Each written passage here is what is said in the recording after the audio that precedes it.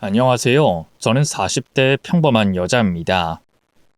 스스로 평범한 인생을 살고 있다고 생각하는데 주변에서는 고생 많이 하고 기구한 인생을 살았다고들 말씀하시더라고요. 그분들이 왜 그렇게 말하는지, 제 인생은 어떤 사연이 있는 건지 한번 글로 정리하면서 써보려고 합니다. 제가 친애하는 채널에 보낼 생각인데 꼭 영상으로 제작되면 좋겠네요. 글 쓰는 게 거의 처음인데 부족하더라도 꼭 들어주셨으면 감사하겠어요. 저는 밑으로 남동생 둘이 있었습니다. 부모님과 5식구였는데 여유가 있진 않고 조금 빠듯한 형편의 가정이었어요. 그런데 제가 7살 때 엄마가 암으로 돌아가셨고 아빠 혼자서 3남매를 키우려고 온갖 고생을 하셨습니다.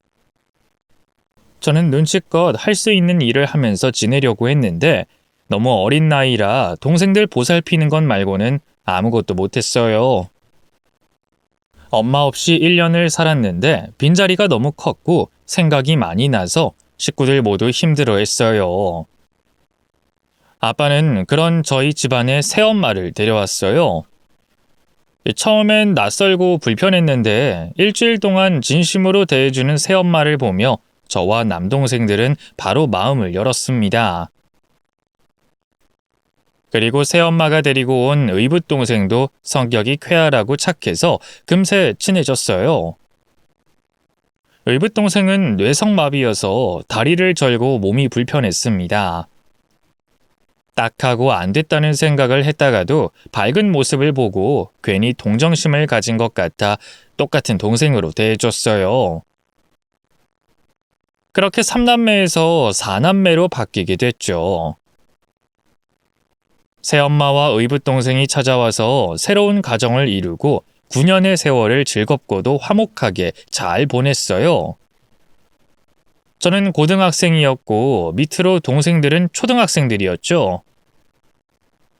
아빠가 대학에 보내주겠다며 공부에만 전념하라고 해서 독서실에서 거의 살다시피 해 동생들을 거의 돌보지 못했어요. 새엄마가 모든 걸 다 해주셔서 마음 놓고 공부에 매진할 수 있었죠. 제가 고3 시절을 후회 없이 공부만 하고 있었고 미래는 꽤 좋을 거라는 기대와 희망을 품었어요. 그런데 얼마 뒤에 부모님이 지방의 장례식장을 다녀오는 길에 고속도로에서 큰 사고를 당하게 되셨습니다. 사중추돌이었는데 가운데에 끼어있던 부모님 차량은 형체를 알아볼 수 없을 정도로 종이장처럼 구겨져 버렸어요. 부모님은 그 자리에서 세상을 떠나고 말았죠. 부모님이 옮겨진 병원 영안실에 가봤더니 경찰들은 부모님의 시신을 보여주지 않았어요. 큰 충격을 받을 거라며 말리셨답니다. 슬픔보다는 충격이 커서 한참을 넋놓고 있었어요.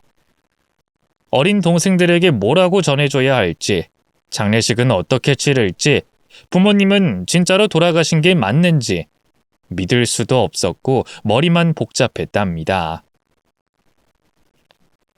그런데 경찰과 의사, 장례 지도사들이 와서 저에게 빨리 장례식장을 잡으라고 조언해주자 부모님이 돌아가신 걸 믿게 됐어요.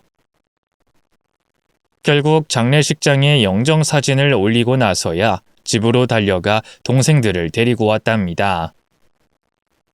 부모님은 하늘나라에 갔으니 잘 가시라고 인사하자고 했죠. 당연히 동생들은 저처럼 믿지 못하고 울기만 했어요. 거짓말하지 말고 빨리 아빠 엄마를 데려와 달라고 떼를 쓰기도 했죠. 그래서 저는 아이들이 믿을 때까지 가만히 내버려뒀습니다. 저도 어린 나이였고 어떻게 말해줘야 할지 몰랐으니까요. 결국 부모님의 발인 날 동생들은 사실을 믿게 됐고 부모님을 향해 하늘나라로 잘 떠나라고 작별 인사를 했답니다. 갑자기 떠난 부모님을 놓아주게 됐고 저와 동생들은 다시 집으로 돌아왔습니다. 그리고 10대의 마지막이었던 저는 대학 수능 시험을 포기하고 동생들을 키우기로 마음먹게 됐습니다. 의붓 동생까지 셋이나 되는 동생들을 두고 대학으로 떠날 수 없었으니까요. 저는 곧장 생계를 유지하기 위해 집 근처 한밭집에서 일하게 됐어요. 둘째 동생이 다른 동생들을 챙겨서 학교에 다녀와서 집에서 공부를 시켰죠. 저는 저녁 시간이 되어 집으로 돌아가 밥을 차려줬고 동생들 숙제를 확인해주고 준비물을 챙겨주면서 누나 역할을 해줬습니다. 저는 한밭집 말고도 가정부, 건물 청소부 일까지 몸을 갈아가면서 일했어요. 3명의 동생을 제대로 뒷바라지 해주려고 고생을 자청했죠. 그렇게 강산이 한번 지나가게 되자 친동생 둘은 서울에 있는 명문대에 합격해서 독립하게 됐고 제가 내준 등록금으로 공부를 열심히 하게 됐습니다. 그리고 막내인 의붓 동생은 공부에 뜻이 없었는지 고등학교 졸업하고 제 옆에 남겠다고 했어요. 순자 누나, 나는 누나랑 계속 같이 살면 안 돼? 형식이 너는 대학에 안 가? 성적이 중간이긴 하지만 수능 시험 잘 보면 너도 좋은 대학 갈 수 있어. 누나가 뒷바라지 해줄 테니까 1년 동안 나 죽었어 생각하고 공부에만 매달려 봐. 대학? 아니, 나는 누나랑 같이 시골에 남고 싶어. 공부 못하는 동생 뒷바라지 그만하고 이제부터 같이 일해보자. 내가 뇌성마비라 일자리 구하는데 조금 불리할 수 있긴 하지만 열심히 알아보면 한 군데 정도는 날 받아주지 않을까? 의붓 동생 형식이는 저의 곁을 떠나고 싶지 않다고 했고 도움이 되도록 일자리도 알아본다고 했어요. 여러 번 대학에 가라고 설득해봤지만 고집이 있는 녀석이라 생각을 꺾지 못했죠. 그래서 저는 아예 형식이와 같이 할 수 있는 일을 찾아보기로 했습니다. 여태껏 남 밑에서 돈을 벌었는데 이제는 제가 사장이 돼보려는 고민을 해봤어요. 고생을 많이 해서 번 돈은 가게 하나 차릴 정도는 될 것 같았어요. 도시도 아니고 시골이었으니 가게 월세가 비싸지 않았답니다. 그래서 동생과 같이 상가 이곳저곳을 돌다가 시장 안에 들어가서 빈자리가 나왔다고 해 구경을 갔어요. 시장은 늘 사람들이 붐비는 곳이니 이곳에서 장사를 하면 좋겠다는 확실한 판단이 들었습니다. 그래서 고민 없이 시장 안에 있는 가게에 들어가기로 했어요. 장사 품목은 채소와 과일을 정했고 새벽 경매 시장에 가서 물건을 떼어다 가게에 채웠습니다. 동생 형식이는 목소리를 높이며 다른 시장 상인들처럼 장사꾼 기질을 실컷 뽐냈어요. 조용한 녀석이었는데 누나 도와주려고 아주 열정적이었답니다. 아이 손님, 달고 맛있는 사과가 한 박스에 2만 원. 맛없으면 환불해 줄게요. 있을 건 다 있고 없을 건 없는 과일 가게입니다. 구경하고 가세요. 손님, 이리 오셔서 맛이나 보고 가세요. 형식아, 너 그러다 목 쉬겠다. 쉬엄쉬엄해. 누나, 다른 집 가게 상인들도 이렇게 하잖아. 우리가 들어온 지 얼마 안 되기도 했고 과일 파는 가게가 많아서 목소리라도 크게 해서 팔아야 한다고.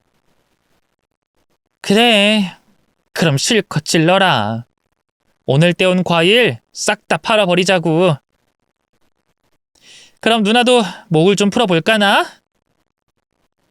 거기 예쁜 언니, 우리 가게에 체리 있어요. 언니 미모 유지하려면 체리가 딱이야. 이거 드시고 피부 고와지지 않으면 내가 환불해 줄게. 빨리 와서 하나 사줘요. 저희 남매는 이렇게 열정적으로 장사를 했고 찾아주는 손님이 많아서 문 닫기 전에 동이 났답니다. 그런데 문제는 주변 상인들이 저희 남매를 곱게 보지 않았어요. 들어온 지 얼마 되지도 않은 장사꾼인데 매일 동이 나도록 장사가 잘 됐으니 시샘과 질투의 눈치와 쓴소리를 매일 들어야 했답니다. 시장 안에 다른 과일집 사장들이 와서 얼마에 팔길래 이렇게 다 팔았냐고 따지는 날이 일상이었습니다.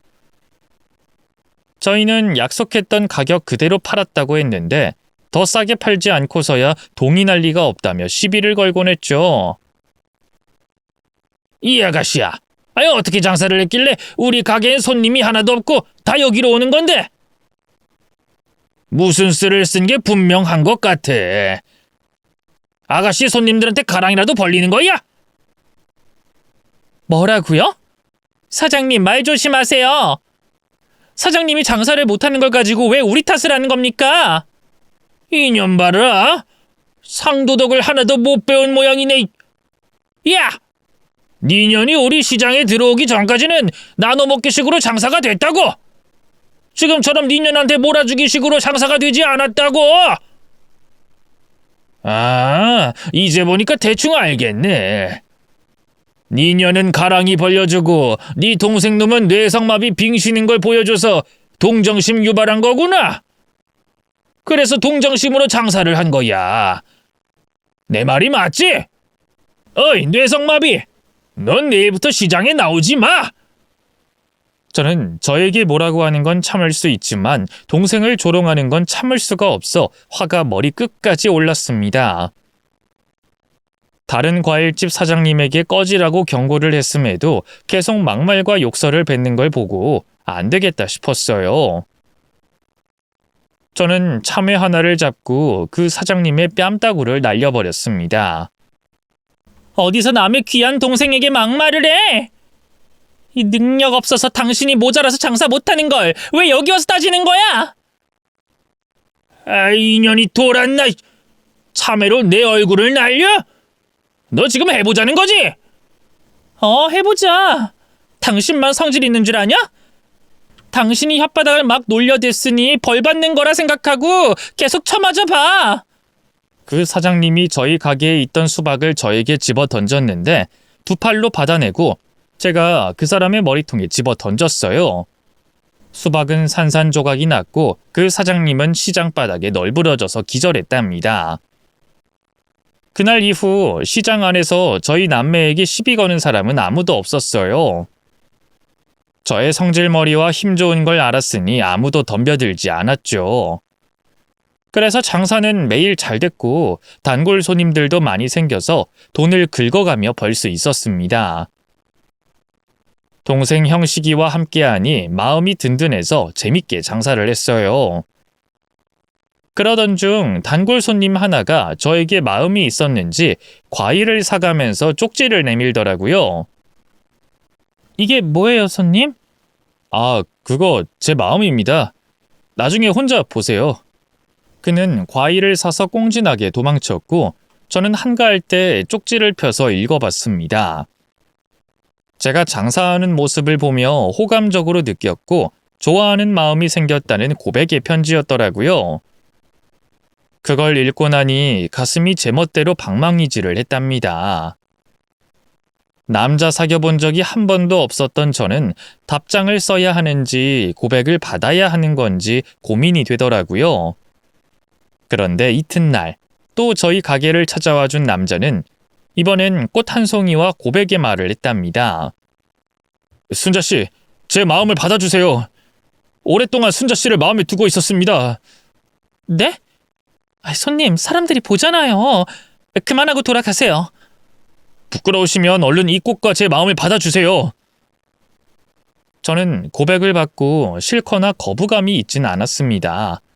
그리고 제 동생 형식이가 옆에서 키득거리면서 웃더니 빨리 받아주라고 하더군요. 아이 누나, 동생들 키우느라 고생 많았는데 이렇게 인연이 나타나네. 좋은 사람 같은데 한번 만나봐.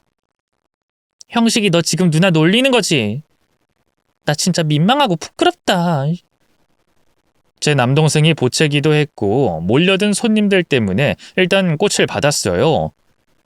그리고 그 남자가 장사 끝나고 식사를 하자는 제안에 일단 알겠다고 대답하고 돌려보냈습니다. 그리고 그날 저녁 다시 찾아온 남자와 식사를 하게 됐고 비싼 커피도 마시고 마을을 한 바퀴 돌면서 대화도 많이 나눴답니다.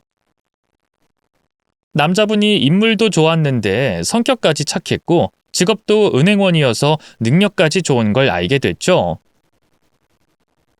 저한테 넘치는 남자긴 하지만 저를 좋다고 해줬고 저도 마음이 움직였기 때문에 연애를 해보기로 결론을 내렸습니다. 저희 커플은 매일 시장 문 닫는 시간에 만나 데이트를 하며 사랑을 키웠습니다. 그렇게 1년 동안 변함없이 사랑을 하고 나서 그이가 프로포즈를 하더라고요. 저는 예상은 했는데 시기가 너무 빨라서 고민됐답니다. 흥민 씨, 우리 겨우 1년 만났는데 결혼은 성급한 거 아니야? 에이, 성급하긴 뭐가 성급해. 우리 둘이 어떤 사람인지 서로에 대해 잘 알고 누구보다 아껴주고 사랑해주고 있잖아. 난 순자가 내 인생의 마지막 여자라는 걸 확신해. 그래서 빨리 결혼하고 싶다고.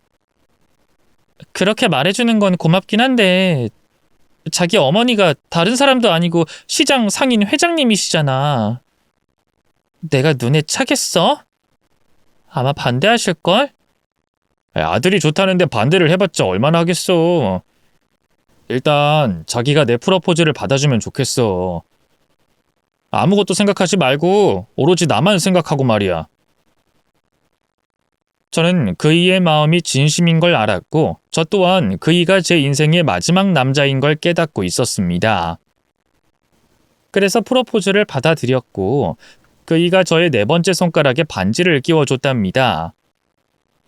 며칠 뒤 예비시댁에 가서 인사를 드리게 됐는데 예비시모가 저를 보자마자 경악했습니다. 저희 둘이 사귀는 걸 비밀로 해왔으니 며느리 될 사람이 시장에서 일하는 상인인 걸 처음 알게 됐죠. 흥민아, 네가 만난다는 여자가, 아니 결혼하겠다고 한 여자가 저 과일 가게 여자였냐? 네, 엄마. 순자 이렇게 보시니까 참 예쁘죠? 지랄을 내라. 예쁘긴 어디가 예뻐? 저 여자 시장 바닥에서 상질머리 더럽기로 소문난 여자야. 다른 과일 가게 사장들하고 사이가 엄청 나쁘다고. 나한테 컴플레인을 몇 번이나 해서 골치가 썩던 여자란 말이야. 이봐, 과일 가게 사장 아가씨. 양심을 밥에 물 말아 먹었어? 감히 상인 회장 아들이랑 결혼할 생각을 해? 어머님, 상인들이 저에게 덤벼든 건 제 가게가 장사가 잘 돼서 그런 거예요. 제가 먼저 시비를 건 적은 단 한 번도 없습니다. 그리고 죄송하지만 흥민 씨랑 결혼할 만큼 깊은 사랑에 빠졌어요. 저를 허락해 주세요, 어머님. 뭐? 어머님? 이게 가지가지하네. 누가 네 어머님이야? 가방끈 짧고 트센년을 내가 며느리로 드리고 싶을 것 같아? 이 결혼 말도 안 되니까 당장 끝내. 제가 한마디 더 하려고 하자 예비시모가 안방으로 가서 문을 닫아버리더군요. 흥민 씨는 저에게 미안해서 어쩔 줄 몰라 하다가 이내 어떻게든 허락을 받을 테니 그날은 일단 돌아가라고 했답니다. 저는 어떻게 예비시모의 마음을 얻어낼지 곰곰이 고민해봤는데 딱히 방법이 없더라고요. 마음을 닫아두고 저를 싫어하는 사람에게 무슨 일을 벌이겠어요. 그냥 남자친구의 말을 듣고 기다려보기로 했죠. 그런데 남자친구가 단식 투쟁을 하며 예비시모와 대화를 단절했다고 하더군요. 무조건 허락을 받으려고 무식한 방법을 택했답니다. 저는 그 사실을 전해 듣고 그러지 말라고 타일렀는데 흥민 씨는 저와 결혼하는 것이 인생 마지막 소원이라며 예비시모와 전쟁을 치르겠다고 했어요. 그러자 예비시모는 저희 과일 가게를 한번 찾아주셨습니다. 회장님 오셨어요? 그래. 내 아들놈이 하도 멍청한 짓을 해서 와봤다. 너 우리 아들하고 그렇게 결혼이 하고 싶은 거냐? 네, 어머님. 흥민 씨랑 결혼하고 싶어요. 회장님, 저 잘할게요. 정말 잘하는 아내이자 며느리가 될게요. 그러니 허락해 주세요. 에휴, 그놈이 콩깍지가 제대로 씌어서 내가 여기까지 오게 하다니. 정말 짜증나네. 예, 그럼 너는 내가 시키는 대로 할 수 있겠어? 내가 조건을 제시하면 받아들일 수 있겠냐고? 네, 그럼요. 흥민 씨랑 결혼만 할 수 있다면 뭔들 못하겠어요. 그래? 좋아. 그럼 내가 조건을 제시하지. 저기 안에 있는 자네 남동생 말이야. 다리를 저는 뇌성마비 동생. 네? 제 동생은 왜요? 왜긴 왜야. 저 동생이 아무래도 우리 집안과 엮이는 건 아닌 것 같아. 아무리 세상이 좋아졌어도 집안에 빙신이 있으면 안 되지. 친척들 알면 쪽팔리다고 난리칠 거다. 물론 나도 뇌성마비 등신과 식구가 되고 싶지 않고 저놈을 독립시키고 연락을 끊고 지냈으면 좋겠어. 이게 내가 제시하는 조건이야. 뭐라고요? 회장님, 제 동생하고 연을 끊는 게 조건이라고요? 얼토당토하는 말씀하지 마세요. 그래, 그럼 내 아들이랑 결혼은 못하는 거로 알겠다. 더 할 말 없지?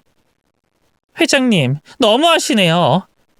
일부러 상처가 되는 말을 해서 흥민 씨랑 헤어지게 하려는 거죠? 그렇게 제가 마음에 차지 않으면 그렇게 하겠습니다. 저도 동생을 버려가면서까지 결혼하고 싶지 않습니다. 하! 나는 빙신 하나 버리고 오면 받아주려고 했는데 감싸도는 거야? 들어보니 네 친동생도 아니라며? 의붓동생을 버리라는 게 뭐 그리 대수라고 이렇게 날뛰는지 모르겠다. 그래, 네 등신 동생이랑 평생 과일이나 팔면서 지내라. 예비시모가 동생에 대해 막말을 하고 인연을 끊으라는 말에 저는 흥민 씨와의 관계를 모두 접어버리기로 했습니다. 동생 형식이가 다행히 가게 안에서 물품 정리를 하고 있어 예비시모가 하는 말을 못 들은 것 같았어요. 천만 다행이었죠. 형식아, 정리 다 했어? 우리 오늘은 일찍 문 닫고 맛있는 거 먹으러 갈까? 왜? 힘들어? 컨디션 안 좋으면 먼저 들어가 쉬어. 나 혼자 장사해도 돼. 아니다, 그냥 장사하자. 장사 끝나고 만나는 거 먹으러 가자. 누나 스트레스가 심한 것 같아. 그냥 먼저 들어가서 쉬는 게 어때? 아니야, 괜찮아. 그냥 머리가 지끈거린 거니까 두통약 먹으면 괜찮아질 거야. 다행히 동생이 아무것도 못 들은 것 같아 일부러 무슨 일이 있었는지 말하지 않았습니다. 남자친구도 무슨 대화가 오갔는지 모르고 저에게 예비시모 제안을 거절했다는데 무슨 제안이고 왜 거절했는지 꼬치꼬치 묻더라고요. 역시나 저는 대답을 하지 않았고 이별을 통보했습니다. 그이는 눈물로 사정하며 예비시모가 무슨 말을 했건 무시해버리고 둘이 살림부터 차리자고 하더군요. 하지만 저는 그렇게까지 해서 결혼하고 싶지 않았습니다. 헤어져. 그냥 그렇게 해.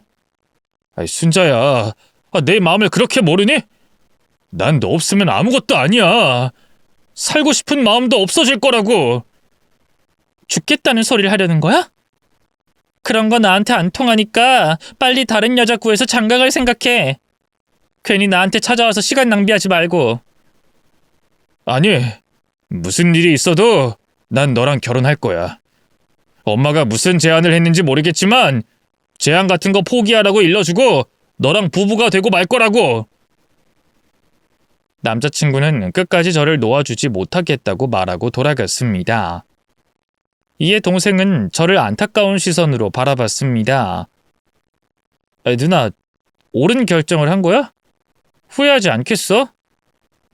물론 흥민 씨를 놓친 건 후회할 일이지. 하지만 결혼은 별개의 문제야. 내가 회장님 기준에 부합하지 않는 사람이니 포기해야지. 네가 신경 쓸 일 아니니까 그냥 모른 척하고 있어. 동생은 고개를 끄덕이며 장사를 열심히 하더군요. 그런데 이틀 뒤 새벽에 일어나 동생 방문을 열었는데 이불이 깔끔하게 개켜져 있었고 바닥에 편지 한 장이 놓여져 있었어요. 이게 무슨 일인지 이해가 되지 않아 편지를 읽어봤더니 글쎄 이 녀석이 예비시모가 뇌성마비 동생과 연을 끊으면 결혼 허락해주겠다는 걸 들었던 모양이더라고요. 자기가 사라질 테니 꼭 사랑을 쟁취하라고 쓰여 있었습니다.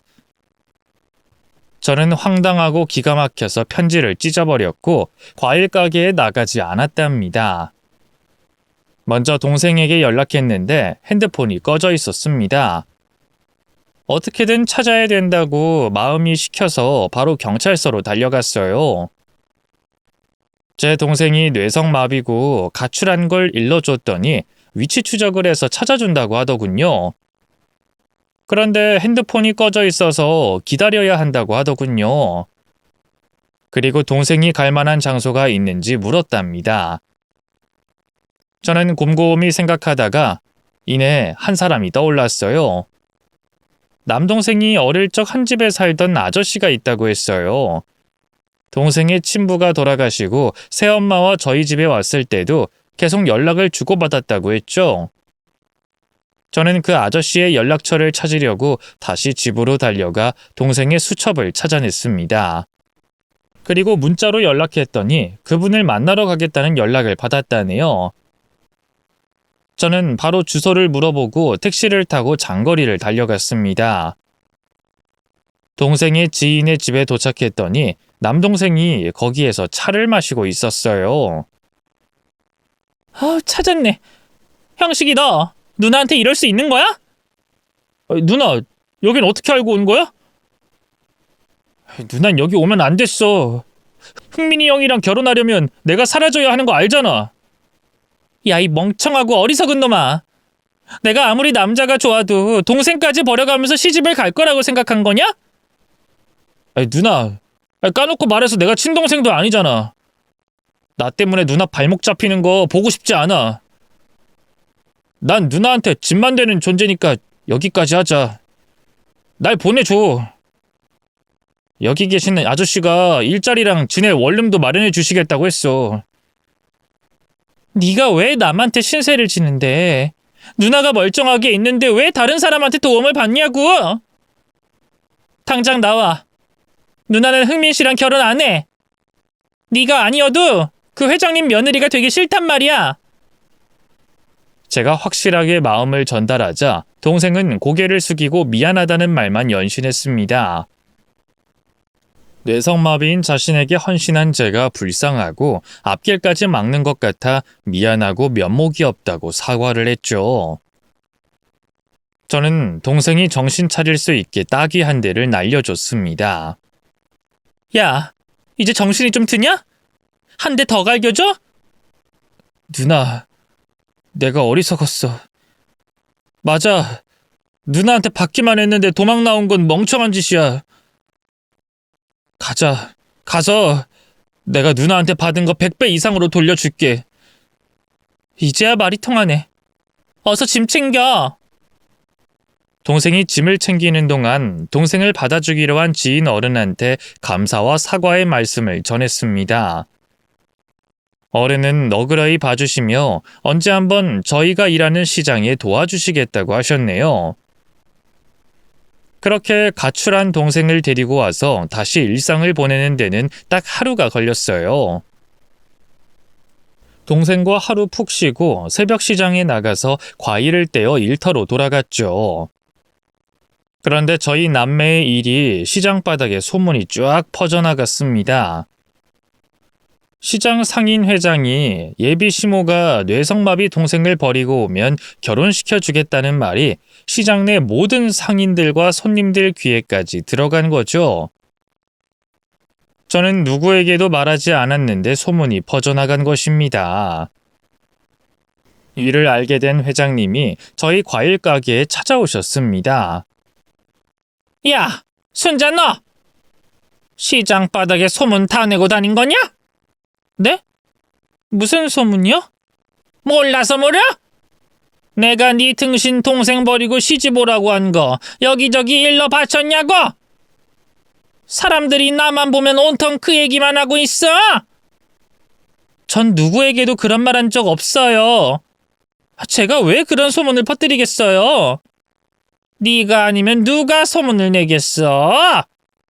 그리고 네 등신 동생이 알아서 집을 나갔는데 귀엽고 찾아내서 데리고 왔다며? 넌 내가 허락해주겠다고 했는데 왜 등신 동생을 데리고 온 거야? 내 아들이랑 결혼하기 싫은 거냐? 네, 이젠 확실하게 제 마음을 알겠어요. 회장님 같은 분 며느리가 되면 여러 가지로 힘들고 피곤할 테니 흥민 씨를 포기하는 게 100번 낫겠다고 판단했습니다. 이런 식으로 나오겠다. 그래, 내 아들하고 결혼 안 하겠다는 말은 아주 반갑구나. 그런데 내 아들이 계속 여길 찾아오겠지? 그리고 날 설득하려고 계속 지랄 발광을 할 테고. 아무래도 니년이랑 다리 저는 니년 동생이 여기서 나가줘야겠다. 저희를 이 시장에서 내보내겠다고요? 회장님이라고 해서 상인을 마음대로 쫓아낼 수 있는 거예요? 아직 계약도 한참 남았고 여길 떠날 생각은 추호도 없습니다. 회장님 아들은 알아서 단속하세요. 인연이 아직도 분위기 파악 못하고 깝치고 있네. 오냐, 내가 니년을 쫓아내는지 못하는지 두고 봐라. 아주 개박살을 내줄 테니 각오 단단히 하고 있는 것이 좋을 거다. 저는 흥민 씨에게 마음을 접었는데 회장님은 저를 쫓아낼 작정이었나 봅니다. 흥민 씨는 자주 와서 계속 결혼하자고 어리광 부리듯 애원했고 확실하게 끊어내려고 따귀를 날려주고 정신 차리고 꺼지라고 해줬어요. 그리고 며칠 뒤 상인 회장이 저희 가게에 찾아와서 뭔가를 보여주더군요. 이거 봐라. 내가 상인 회장이라는 걸 까먹은 모양인데 난 마음먹은 건 다 할 수 있어. 네 과일 가게가 이 시장에 방해가 되어 나가줬으면 좋겠다는 퇴출 서명서다. 모두가 사인해서 니년 남매는 끝이라고. 난 이걸 공무원이랑 시장 건물 주인에게 보여주고 절차를 밟을 거야. 권력이 어떤 힘을 지녔는지 확실하게 보여주겠다고. 그러게 애초에 내 아들을 넘보지 말지 그랬냐. 퇴출 서명서요? 그런 걸로 사람을 내쫓겠다?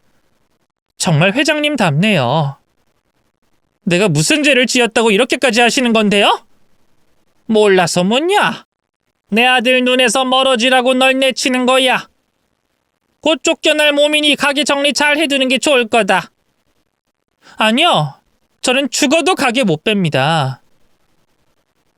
회장이 경고를 하고 돌아갔고 얼마 뒤에는 시청 공무원을 데리고 왔어요.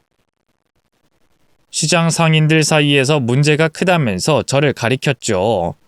또 어디서 사람을 시켜서 제가 먹지 못할 과일을 팔았다는 누명을 씌웠고 손님들과 자주 싸워서 문제를 일으킨다는 소설 같은 이야기를 증명하더군요. 게다가 모든 상인들이 퇴출을 바라고 있다고 하자 저에게 와서 가게를 정리하라는 얼토당토하는 소리를 짓거렸어요. 하지만 저는 잘못한 거 하나 없이 아주 당당했으니 회장이고 공무원이고 꺼지라고 소리치며 가게를 지키려고 했습니다. 야 이년아, 우리 공무원이 가게 빼라고 하면 빼야 하는 거야. 니년이 문제가 많아서 퇴출당하는 건데 왜 버티고 지랄이야? 회장님 권력을 남용하시네요. 그깟 시장 상인 회장 자리에 앉아있다고 자기보다 힘없는 상인을 멋대로 내쫓으려고 말도 안 되는 소설을 써왔어요. 제가 먹지 못할 과일을 팔았다고요? 손님들과 자주 싸운다고요? 어디서 되먹지 않은 소리를 짓거리세요? 당장 돌아가요. 나는 절대 가게 안 뺍니다. 그러자 상인 회장과 공무원이 강제 퇴출을 할 수밖에 없다며 사람을 부르겠다고 겁을 주더군요. 이년아, 약속한 날짜가 지났는데 이렇게 장사하고 있으면 안 되지. 말로 안 되면 힘으로라도 니년을 쫓아낼 거야. 마음대로 해보세요. 내 가게에 손만 대봐요. 가만두지 않을 테니까. 뭐야 이년아? 애미애비 없는 년은 다 너 같으냐? 우라질년. 이거나 처먹어! 회장은 바구니에 담겨있던 바나나를 제 얼굴에 집어 던지더군요. 이에 저는 눈 하나 깜짝하지 않고 참외 하나를 들고 회장 면상에 날려줬습니다. 비틀거리던 회장은 바닥에 주저앉았어요. 그리고 공무원이라는 작자는 증거 사진을 찍더군요. 저를 쫓아내려고 쇼를 하는 것 같았습니다. 공무원이 어딘가에 연락을 하려고 하자 누군가 그 핸드폰을 빼앗아 버리더군요. 그리곤 회장을 내려다보며 말을 꺼냈습니다. 그는 바로 남동생이 가출했을 때 찾아간 어른이었습니다. 이게 누구야? 아니 이말년 씨 아니야? 그러자 시어머니가 벌떡 일어나며 말했습니다. 누구야? 당신 누군데 남의 일에 끼어들어? 나 기억 안 나. 아이 저기 계신 형식 도련님 집에서 운전기사로 일했던 김기사야. 당신이 식모로 일하던 주인집 도련님이라고. 아이, 세상이 이렇게 좁을 수가 있나? 아이 식모 아줌마. 자네를 먹여주고 사람 구실하게 만들어준 집안의 아들 식구에게 이런 짓을 벌여도 되는 거야? 뭐? 도련님? 그럼 이년 남동생이 내가 일하던 집의 아들? 아이 그렇지. 이제야 알아듣네. 아이 누군지 알았으면 바로 인사드려야지. 사과도 하고 말이야. 어르신이 시장에 한번 들려주겠다고 하셨는데 때마침 찾아오셨고 상인 회장을 알아봤습니다.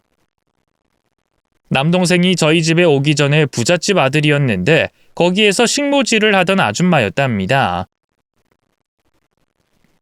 형식이나 회장이나 서로 못 알아본 건 아주 오래된 일이라서 그런 거죠.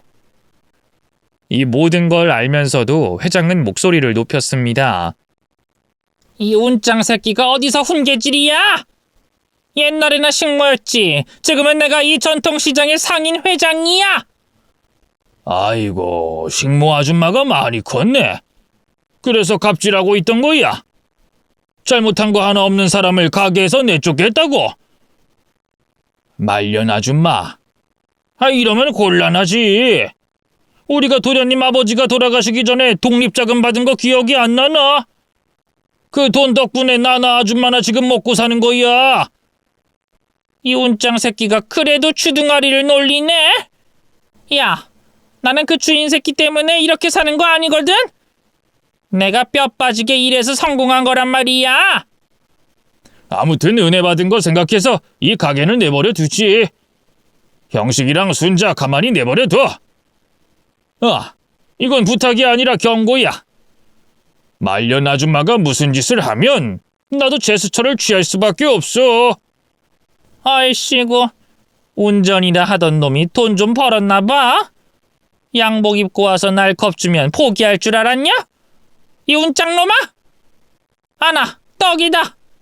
이 등신 남매는 며칠 안으로 정리돼서 길바닥에 나앉게 될 거야. 그거 진심이야? 식모 아줌마가 간이 배 밖으로 나왔나 보네. 그래, 그럼 하고 싶은 대로 해봐. 나는 이 두 사람을 지킬 테니까. 어르신과 상인 회장은 남동생 집에서 기거하던 사람들이었고 남동생 친부의 덕을 크게 본 사람들이었어요.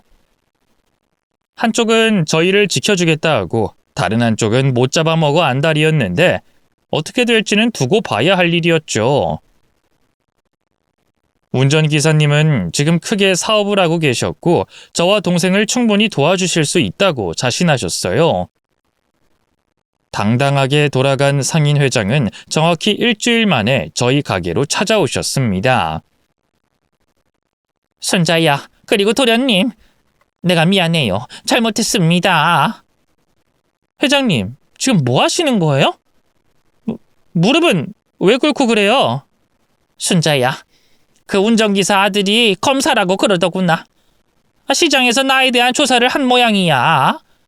그래서 공금 횡령이랑 상인들한테 뇌물 받은 거, 시장 운영 수익금, 국가 보조금 이것저것 내가 삥땅 친 걸 걸렸다. 운전기사님한테 연락이 왔는데 날 기소할지 말지는 너희 두 사람에게 달렸다고 하더구나. 그 아저씨 아들이 검사라고요? 그리고 조사를 해봤는데 죄가 워낙 많아서 문제가 된다 이거죠? 상인 회장이 정치인이랑 다를 게 없군요. 받아 처먹고 빼돌린 돈이 그렇게 많다니. 그래서 우리가 사과를 받아주고 조용히 덮자고 찾아온 겁니까? 순자야, 내가 정말 미안하다. 처음부터 널 허락해줬어야 했는데 괜히 겉으로 보이는 걸 중요하게 생각했어. 뇌성마비가 있는 도련님을 버리라고 했다니 내가 생각해도 끔찍한 년이구나. 진심으로 사과할게. 미안하다. 그리고 도련님, 이 미천한 년 한 번만 봐주세요. 주인 어른이 독립자금을 유산으로 주셔서 그동안 편하게 먹고 살았습니다. 제가 주제 파악 못하고 막말하고 나댔던 점 사과드립니다. 두 분이 저를 용서만 해주신다면 제 아들과 순자를 결혼시키고 평범하게 살도록 하겠습니다. 동생은 피식 웃더니 아무 말도 안 하고 저에게 알아서 처리하라고 눈빛을 보내더라고요. 그래서 저는 예비 시모였던 상인 회장에게 확실하게 의견을 표출했습니다. 그렇게 더럽고 추악한 짓을 저질러 놓고 그냥 덮이길 바라는 거예요? 이봐요, 회장님. 우리는 당신을 용서할 생각 없습니다.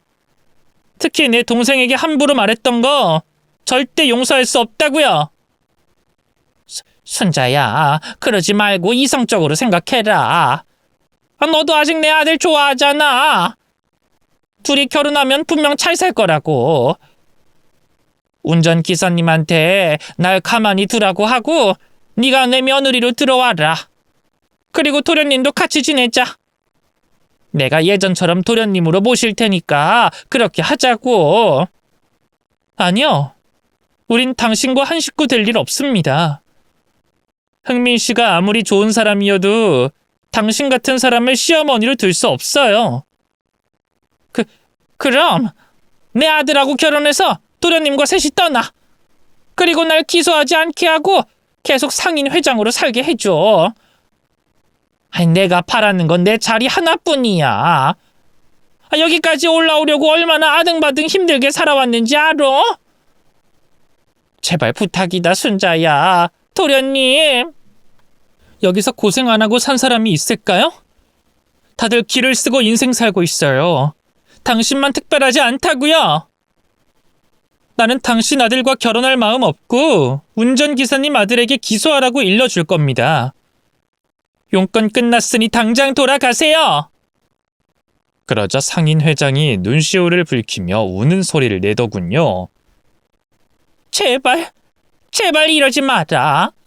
나 이대로 무너지고 싶지 않어. 상인 회장은 내가 죽을 때까지 하고 싶단 말이야. 앞으로 뇌물 받거나 못된 짓 안 할 테니 용서해줘. 내 아들하고 결혼을 안 하더라도 같은 시장 사람으로서 용서를 해달란 말이야. 아니요. 우린 당신을 용서하지 않을 거예요. 나는 내 욕하는 인간들은 용서해도 내 동생 욕하는 인간은 절대 용서하지 않거든요. 당장 꺼지세요. 한참 동안 실랑이가 있었지만 저는 끝까지 용서해주지 않겠다고 으름장을 내고 회장을 돌려보내려고 했습니다. 그러다 저희를 설득하지 못하겠다는 걸 알았는지 비굴하던 회장이 이성을 잃고 패악질을 시작하더군요. 바구니에 있던 과일을 바닥에 내팽개치더니 저와 동생에게 집어 던지기까지 했어요. 더는 내리막이 없으니 막 나가기로 결심한 모양이었죠. 동생을 가게 안으로 밀어넣고 저는 회장을 상대하기로 했습니다. 과일을 집어던지고 난리치는 회장에게 다가가 멱살을 잡고 따귀를 날렸습니다. 그러자 회장도 제 따귀를 날렸고 저희는 치고받고 심하게 싸웠어요. 그러다 저는 손에 잡힌 파인애플로 회장의 뺨따구를 날렸습니다. 엄청 아팠는지 바닥에 쓰러졌는데 거기서 그치지 않고 저는 파인애플로 사정없이 내리 찍었습니다. 시장 상인들은 속이 시원했는지 저를 응원하더군요. 얼마 전까지 저를 내쫓겠다고 퇴출 서명서에 사인했던 상인들이 응원하는 걸 보니 우습더라고요. 여하튼 저는 회장의 면상을 사정없이 내리쳤고 머리채를 잡고 시장 바닥을 끌고 가서 인도에 내동댕이를 쳤습니다. 이제 꺼져. 우리 남매 앞에 다신 나타나지 마. 이 등신 같은 년아. 빙신 동생이랑 잘 살아봐라. 내가 결혼하라고 잘하겠다고 했는데도 나한테 이런 짓을 해? 니들 내가 장담하는데 얼마 못 가 처절하게 망할 거다. 네 등신 동생은 뇌성마비라 오래 못 살 거야. 내가 저주를 퍼붓고 빨리 돼지라고 물 떠놓고 기도할 거라고. 그리고 니년 가게도 금세 망할 거야. 내가 없는 이 전통시장은 곧 불타고 말 거야. 이 아줌마가 아직도 분위기 파악 못했네. 당신은 나한테 진 거야. 제대로 패배했다고. 이 등신년아. 그리고 자꾸 내 동생을 빙신 등신이라고 부르는데 한 번만 그따위 말하면 혓바닥을 니년 머리통에 붙여버릴 줄 알아. 아이, 억울해. 난 이대로 물러설 수 없어. 난 다른 상인 회장들이 해왔던 것처럼 똑같이 한 거야. 받아먹고 살아도 별일 없을 거라고 했다고. 배운 대로 한 건데 나만 잡혀가는 건 억울하잖아. 그건 네 운명이야. 그리고 검사님이 알아서 조사하고 처벌할 거니까 그냥 마음을 비워둬라. 이 식모년아. 식모년이라고 하지 마! 내가 가장 듣기 싫어하는 말이야. 식모년을 식모년이라고 하지 뭐라고 부를까? 당신은 그거밖에 안 되는 깜냥이야. 상인회장, 잠깐 감투를 쓴 것뿐이라고, 이 더럽고 추악한 년아. 제 말에 제대로 눈이 돌아버린 회장이 다시 힘을 내서 일어나 덤벼봤지만 악바리인 저를 이길 수 없었습니다. 풀스윙으로 따귀 한 대를 날리자 힘없이 주저앉아 개거품을 물더니 완전히 기절하고 말았어요. 그래도 주둥이는 살아있어서 욕짓거리를 계속하더군요. 이 애미애비 없는 년, 뇌성마비 빙신놈, 둘이 아주 꼴값을 떨고 있네. 니들은 머지않아 망할 거다. 과일 가게뿐만 아니라 니들 몸뚱아리를 갉아먹는 암덩어리에 고통스럽게 시름시름 앓다가 되져버릴 거야. 어떻게 아냐고? 내가 매일 기도를 올릴 테니까. 당신이 한 말 그거 그대로 돌아가 니년한테 갈 거야. 감옥 가서 벽에 똥칠도 하고 냉골 바닥에서 자다가 입이나 돌아가라 이년아. 저는 마지막으로 한 대 더 갈겨주고는 시장 안으로 돌아왔습니다. 그리고 운전기사님 아들이 상인회장을 기소해서 조사를 벌였고 계좌 추적을 해서 뇌물, 국고지원금, 공금 횡령한 것들을 모두 밝혀냈습니다. 종합세트로 감옥에 들어가게 됐고 계좌에 있던 돈은 압수 조치가 됐답니다. 당연히 상인회장 자리를 내놓고 잡혀 들어갔네요. 남동생 형식이의 지인인 운전기사님이 도와주셔서 화를 면하고 복수를 제대로 해줄 수 있었습니다. 저희는 기사님을 초대해서 맛있는 식사를 대접했고 검사 아드님께도 따로 찾아가 감사의 말을 전했답니다. 그리고 흥민 씨가 저를 찾아왔어요. 자기 어머니가 감옥에 갔으니 저와 결혼하자는 말을 꺼냈답니다. 순자야, 나랑 결혼하자. 이제 엄마도 안 계시고 아무런 장애물도 없잖아. 아니, 그렇게 못해. 아무리 당신이 착한 사람이라고 해도 회장님의 아들이라는 사실은 바뀌지 않아. 그리고 우리가 결혼하면 무슨 말이 나오겠어? 난 이미 마음 접었으니까 흥민 씨도 마음 접어. 좋은 여자 만나. 미안해. 정말 미안해. 내가 못나서 이렇게 된 거야. 중간에서 더 잘했으면 이렇게 엄마랑 자기가 원수가 되진 않았을 거야. 아니, 언젠가는 당신 엄마가 저지른 짓을 알게 됐으면 난 견디지 못했을 거야. 비리를 빨리 알게 돼서 천만 다행이라고. 아무튼 난 더 이상 할 말 없으니까 그만 돌아가. 앞으로는 내 앞에 나타나지 않았으면 좋겠어. 그이는 제가 결별 통보와 경고를 했더니 모두 받아들이겠다고 했습니다. 안타깝지만 인연이 거기까지니 각자의 인생을 살기로 하고 헤어졌답니다. 그리고 얼마 뒤 시장 상인회장 자리가 공석이라 상인들이 모두 한자리에 모였어요. 새로운 상인회장을 뽑겠다고 하더라고요. 저는 누가 돼도 상관없었으니 가만히 앉아서 구경만 하기로 했습니다. 그런데 누군가 손을 들고 저를 추천하더군요. 박순자 씨를 추천합니다. 친한 회장 이말년의 비리를 모두 밝혀낸 장본인 아닙니까? 우리 전통시장은 비리 없이 정직하게 운영돼야 하는데 박순자 씨만큼 정의롭고 정직한 사람이 또 어디 있겠습니까? 저는 깜짝 놀라서 뭐 하는 거냐며 전혀 관심도 없는 일이라고 거부했습니다. 하지만 상인들은 회장은 상인들이 뽑는 것이니 가만히 있으라고 진정시키더군요. 그리고 몇몇 사람들이 추가로 후보가 됐고 투표를 시행했습니다. 그리고 제가 고득표로 상인 회장이 됐어요. 기대는커녕 관심도 없었는데 일이 이렇게 된 이상 제대로 해보기로 마음먹었습니다. 저는 단상에 올라 마이크에 대고 포부를 밝혔습니다. 우리 전통시장에는 뇌물 비리 이런 거 없을 겁니다. 누구라도 저한테 걸리면 가만두지 않을 거예요. 그리고 여기 계신 분들이 이말년 회장의 뜻에 따라 저를 퇴출하려고 한 거 알고 있습니다. 앞으로는 당당하게 사세요. 겁먹고 시키는 대로 하면서 살지들 말고요. 우리 전통시장 화이팅! 이상입니다.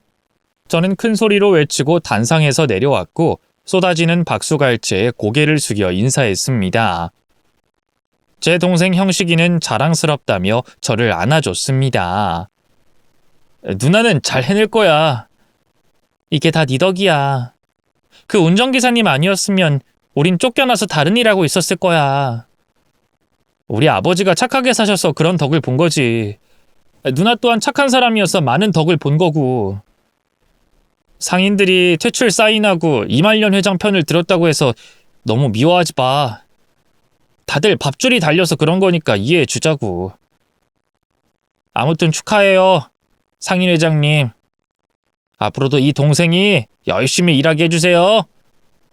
그럼 당연하지. 우리 과일 가게는 평생 문 닫을 일 없을 거야. 그렇게 장사꾼이자 상인 회장이 되어 제2의 인생을 살게 됐습니다. 제가 권력을 휘두르고 갑질하는 사람이 아니니 모두 편하게 대해주셨어요. 이전에는 저와 동생을 무시하던 상인들도 바르고 존중하는 자세로 대해줬네요. 뇌성마비 동생에게 허튼 소리 하는 사람은 아무도 없었습니다. 생각해보니 상인 회장에 오르길 잘했다는 판단이 들기도 했어요. 저희 남매는 매일 열심히 장사를 했고 배필을 만나기도 했어요. 저는 바로 옆 가게 떡집 총각하고 눈이 맞아서 연애와 결혼을 했고 동생은 건어물집 사장님 딸과 혼인을 했답니다. 예비 올케는 청각장애가 있었는데 남동생이 수어를 할 줄 알아서 대화를 나누다가 정분이 났어요. 그래서 저희 남매는 모두 각자 가정을 꾸렸답니다. 서울에 올라간 남동생 둘도 대기업에서 돈을 많이 벌어서 결혼도 하고 자식을 낳았어요. 뿐만 아니라 저에게 뒷바라지 해준 게 고맙다며 목돈을 선물로 주더라고요. 이 돈을 받아도 될지 모르겠지만 동생들이 잘 먹고 잘 살고 있으니 감사한 마음으로 받았습니다. 하늘나라에 있는 아빠와 엄마 그리고 새엄마가 장하다고 칭찬해 주시겠죠? 저 열심히 살았고 앞으로도 좋은 모습 보일 테니 대견스러워 하시겠죠? 제 욕심이지만 여러분이 많은 응원을 해주셨으면 좋겠네요. 그럼 여기서 사연을 끝내겠습니다. 모두 안녕히 계세요.